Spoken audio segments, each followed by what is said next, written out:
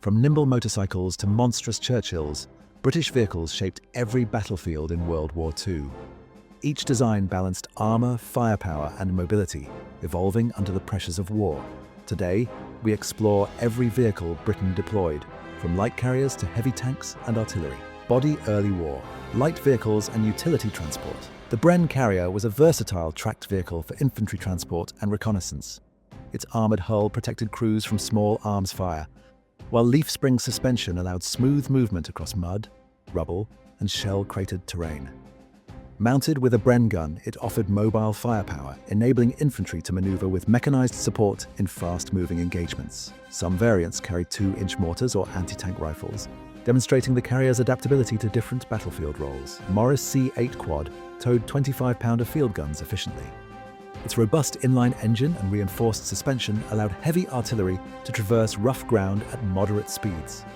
Crew coordination between driver and gun team was critical for rapid deployment and redeployment under fire, making the Morris C8 essential for mobile fire support. Motorcycles such as the Norton 16H and BSAM 20 offered rapid dispatch and reconnaissance capabilities. Their lightweight frames, optimized off-road suspension, armed and reliable engines allowed scouts to deliver intelligence, messages, or conduct forward observation while remaining nimble under fire. These motorcycles often carried sidecars with machine guns or radios, increasing their versatility for reconnaissance missions. Vehicles such as the Ford GPA amphibious car provided flexible transport across rivers and coastal terrain. Waterproofed chassis, reinforced underbody, and compact design allowed reconnaissance, supply runs, subdue and infantry movement across obstacles, giving British units strategic mobility in combined operations.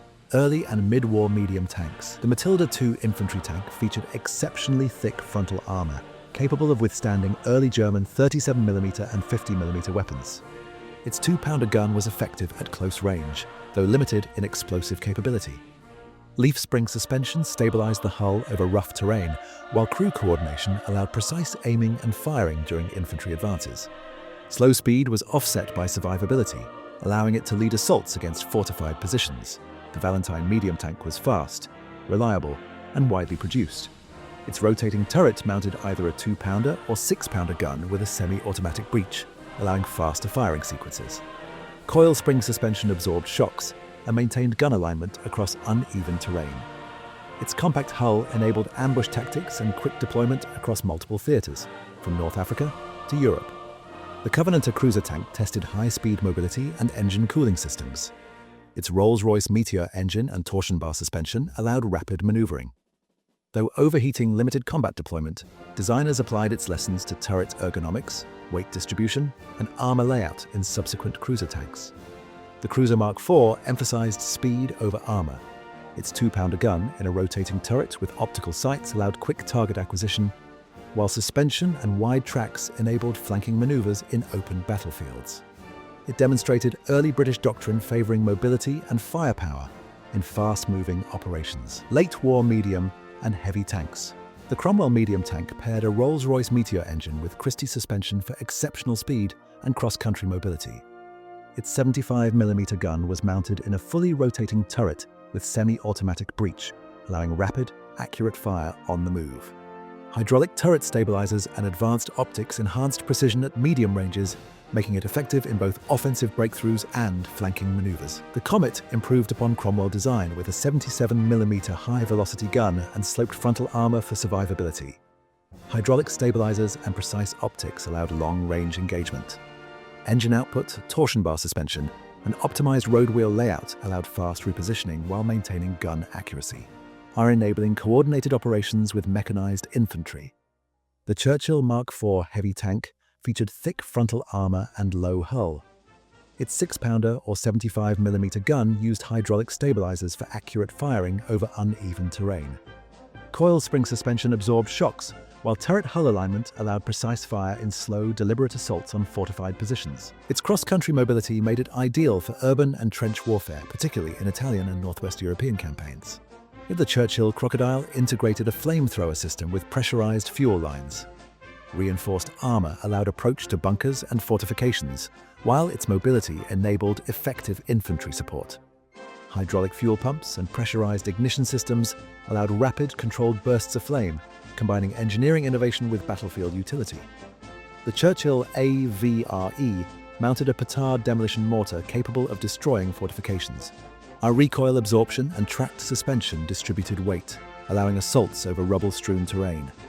The system enabled crews to demolish obstacles safely while supporting infantry, demonstrating the fusion of mechanical innovation and tactical necessity. Specialized tanks and tank destroyers. The Achilles tank destroyer mounted the 17-pounder anti-tank gun on a Sherman chassis. Recoil buffers, turret gearing, and sight stabilization enabled precise long-range engagement. And wide tracks distribute weight efficiently, maintaining alignment during movement. Crews could engage moving or stationary targets accurately while repositioning in combat, supporting combined arms operations. The Archer SPG mounted a rear-facing 17-pounder on a Valentine chassis. Low silhouette made it ideal for ambushes. Hydraulic buffers and controlled vehicle rotation allowed accurate fire without exposing crews, maximizing concealment and survivability in defensive positions. And the Bishop SPG carried a 25-pounder on a Valentine chassis in a fixed casemate. Hydraulic recoil buffers absorbed firing forces, while adjustable elevation allowed indirect fire. Suspension maintained stability, enabling mobile artillery support alongside advancing infantry. The Sexton SPG combined a Ram/Grizzly chassis with a rotating superstructure.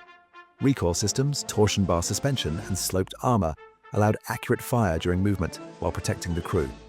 It provided both mobility and artillery reach in fast-paced armored operations. Self-propelled artillery and rocket vehicles. The M7 Priest mounted a 105mm gun on a Sherman chassis.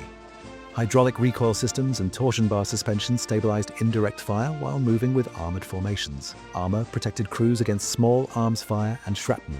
The Calliope rocket launcher mounted 4.5-inch rockets on a Sherman chassis. Reinforced rails absorbed launch stress, and a hydraulic elevation allowed angled barrages, and simultaneous fire from multiple tubes created area saturation. Though less precise than artillery, it had a significant psychological and tactical impact. The OQF 25-pounder SPGs were sometimes mounted on modified chassis for mobile indirect fire. Recoil buffers, torsion bar suspension, and hydraulic elevation allowed precise bombardment while moving, enabling artillery to keep pace with tanks and mechanized infantry, or reconnaissance and utility vehicles. The Daimler Dingo scout car was low profile, fast, and four-wheel drive. Light armor and machine gun mounts allowed reconnaissance, intelligence delivery, and rapid dispatch while minimizing exposure. The Universal Carrier carried troops, weapons, or supplies. Variants included flamethrower and mortar models. Track suspension allowed traversal over mud and shell-cratered terrain, while open-top access enabled rapid deployment and engagement. The trucks such as the Bedford QL powered British logistics, carrying ammunition, fuel, and artillery. Reinforced suspension, robust engines, and adaptable cargo bays allowed long-range transport across rough terrain, ensuring operational reach for frontline units. Rare and experimental vehicles. The A33 Excelsior was a heavy breakthrough prototype with reinforced frontal armor, improved suspension, and trials in turret arrangements. Though never mass-produced, its design informed Churchill armor upgrades. The TOG-1 and TOG-2 landships were massive trench-crossing prototypes. Torsion bar and coil spring suspensions were tested to carry extreme weight while maintaining mobility over shell-cratered terrain. Crew ergonomics, engine output, and gun mounting lessons influenced later heavy tank designs. Churchill Mark VII prototypes tested armor sloping, minor gun modifications, and hull layout improvements. Though few were built, trials confirmed the durability of the Churchill platform and guided later AVRE and Crocodile variants. Late war developments and combined arms use. Cromwell Mark VIII and Comet Mark I incorporated engine and optical upgrades, improving mobility, firepower, and precision. Hydraulic stabilizers, torsion bar suspension, and semi-automatic breeches enabled coordinated operations with priests, sextons, and infantry carriers. Half-tracks and armored trucks maintained pace with tanks, reducing exposure to fire while keeping logistics flowing. Universal Carriers and Dingo Scouts provided real-time intelligence, creating a fully mechanized combined arms system. From nimble Bren carriers to Cromwells, Comets, and mighty Churchills, British vehicles defined mobility, firepower, and armor on every battlefield. Every chassis, gun, suspension system, and armor plate was meticulously engineered to survive the harshest conditions while giving crews tactical superiority. From reconnaissance scouts to heavy flame-throwing tanks, each machine tells the story of innovation under fire. Subscribe, hit the bell, and comment which nation's full arsenal you want explored next.